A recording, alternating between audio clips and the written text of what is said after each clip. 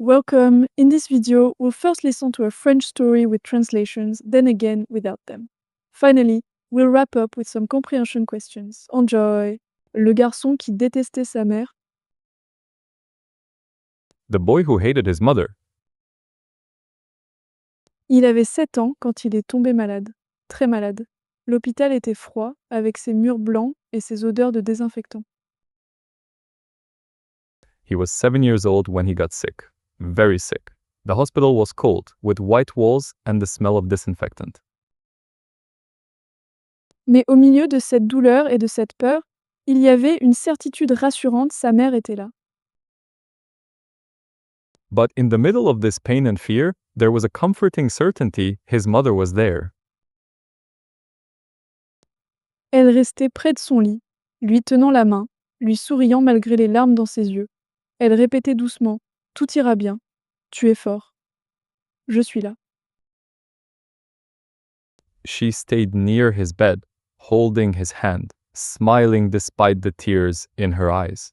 She softly repeated, "Everything will be fine. You are strong. I am here." Puis un matin, tout changea. Quand il se réveilla après son opération, elle n'était plus là, disparue. Then, one morning, everything changed. When he woke up after his operation, she was no longer there, gone. Pas d'au revoir, pas d'explication. On lui dit seulement « Ta mère est partie. »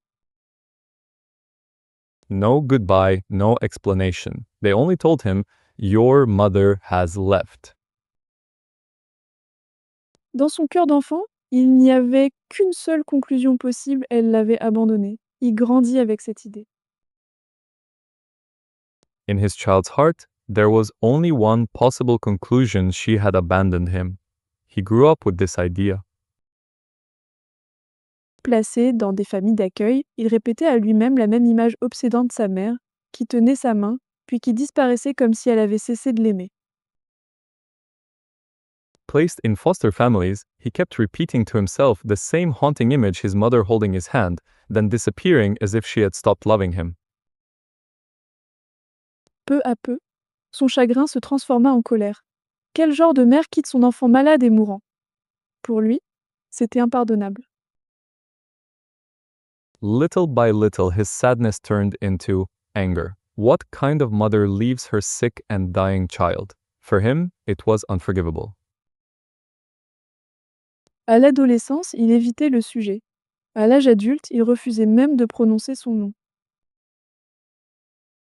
In his teenage years, he avoided the subject. As an adult, he even refused to say her name. Quand on lui demandait « Et ta mère ?» il répondait froidement « Elle est partie. C'est tout. » When asked, "And your mother?" he answered coldly, "She left. That's all." À 28 ans, cette haine vivait encore en lui, comme une cicatrice invisible, comme une ombre qu'il n'arrivait pas à effacer.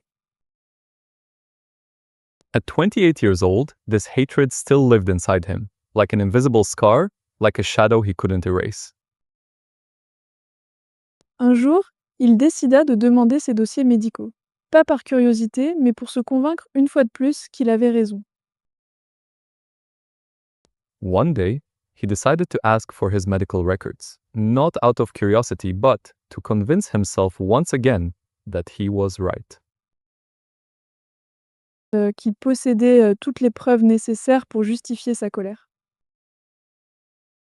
That he had all the proof needed to justify his anger. Dans les papiers, il trouva des analyses, des rapports, des signatures. Et puis au milieu, une enveloppe. Sur l'enveloppe, son prénom, écrit à la main. In the papers, he found tests, reports, signatures, and then, in the middle, an envelope. On the envelope, his name written by hand. Ses doigts tremblaient quand il l'ouvrit. À l'intérieur, une feuille pliée, datée du jour de son opération. Il lut. His fingers trembled when he opened it. Inside, a folded paper dated the day of his operation. He read, Si tu lis ceci, c'est que tu as survécu. Je suis tellement fière de toi. Pardonne-moi de ne pas être là quand tu ouvriras les yeux. If you read this, it means you survived. I am so proud of you. Forgive me for not being there when you open your eyes. Je t'ai donné tout ce que je pouvais, y compris mon cœur. Maman. I gave you everything I could, including my heart. Mom. Le monde s'effondra autour de lui. Tout ce qu'il croyait savoir, tout ce qu'il avait ressenti depuis 20 ans, s'écroula en un instant. The world collapsed around him. Everything he thought he knew, everything he had felt for 20 years, fell apart in an instant. La vérité apparaissait, brutale, il avait eu besoin d'une greffe urgente, et il n'y avait pas de donneur, jusqu'à ce qu'elle se propose. The truth appeared, brutal, he had needed an urgent transplant, and there was no donor, until she volunteered. Elle est sa mère, un don direct, un sacrifice absolu. Elle avait choisi de lui donner sa vie et de disparaître pour toujours. His mother, a direct donation, an absolute sacrifice. She had chosen to give him her life and disappear forever. Pour la première fois depuis des années, il pleura, pas de rage, pas de haine, mais d'un amour qu'il comprenait enfin. For the first time in years, he cried, not out of anger, not out of hatred, but out of a love he finally understood. Il avait passé toute sa vie à détester la femme qui, en réalité, avait donné la sienne pour le sauver. He had spent his whole life hating the woman who, in reality, had given hers to save him. Aujourd'hui, il porte son nom tatoué sur sa poitrine, juste au-dessus de la cicatrice laissée par l'opération. Today, he wears her name tattooed on his chest, just above the scar left by the operation. La marque de son sacrifice. La preuve de son amour éternel. The mark of her sacrifice, the proof of her eternal love. Chaque matin, en se regardant dans le miroir, il pose sa main sur son cœur et murmure doucement « Merci maman ». Every morning, looking at himself in the mirror, he places his hand on his heart and softly whispers, "Thank you, Mom." Now let's listen to the story in French. Le garçon qui détestait sa mère. Il avait 7 ans quand il est tombé malade, très malade. L'hôpital était froid avec ses murs blancs et ses odeurs de désinfectant. Mais au milieu de cette douleur et de cette peur, il y avait une certitude rassurante, sa mère était là. Elle restait près de son lit, lui tenant la main, lui souriant, malgré les larmes dans ses yeux. Elle répétait doucement « Tout ira bien, tu es fort, je suis là ». Puis, un matin, tout changea. Quand il se réveilla après son opération, elle n'était plus là, disparue. Pas de au revoir, pas d'explication, on lui dit seulement « Ta mère est partie ». Dans son cœur d'enfant, il n'y avait qu'une seule conclusion possible, elle l'avait abandonné. Il grandit avec cette idée. Placé dans des familles d'accueil, il répétait à lui-même la même image obsédante de sa mère, qui tenait sa main, puis qui disparaissait comme si elle avait cessé de l'aimer. Peu à peu, son chagrin se transforma en colère. Quel genre de mère quitte son enfant malade et mourant? Pour lui, c'était impardonnable. À l'adolescence, il évitait le sujet. À l'âge adulte, il refusait même de prononcer son nom. Quand on lui demandait « Et ta mère ?» il répondait froidement « Elle est partie, c'est tout ». À 28 ans, cette haine vivait encore en lui, comme une cicatrice invisible, comme une ombre qu'il n'arrivait pas à effacer. Un jour, il décida de demander ses dossiers médicaux, pas par curiosité, mais pour se convaincre une fois de plus qu'il avait raison. Qu'il possédait toutes les preuves nécessaires pour justifier sa colère. Dans les papiers, il trouva des analyses, des rapports, des signatures, et puis, au milieu, une enveloppe. Sur l'enveloppe, son prénom écrit à la main. Ses doigts tremblaient quand il l'ouvrit. À l'intérieur, une feuille pliée, datée du jour de son opération. Il lut. Si tu lis ceci, c'est que tu as survécu. Je suis tellement fière de toi. Pardonne-moi de ne pas être là quand tu ouvriras les yeux. Je t'ai donné tout ce que je pouvais, y compris mon cœur. Maman.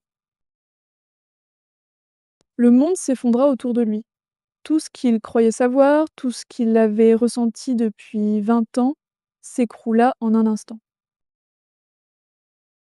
La vérité apparaissait, brutale, il avait eu besoin d'une greffe urgente, et il n'y avait pas de donneur, jusqu'à ce qu'elle se propose. Sa mère.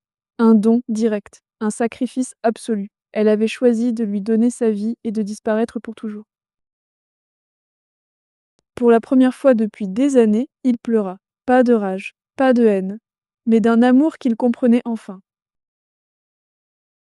Il avait passé toute sa vie à détester la femme qui, en réalité, avait donné la sienne pour le sauver. Aujourd'hui, il porte son nom tatoué sur sa poitrine, juste au-dessus de la cicatrice laissée par l'opération. La marque de son sacrifice, la preuve de son amour éternel. Chaque matin, en se regardant dans le miroir, il pose sa main sur son cœur et murmure doucement « Merci maman ».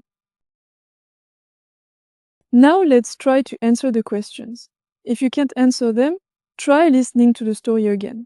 You can write the answers in a comment box and check it with the answer key. Pourquoi le garçon détestait-il sa mère?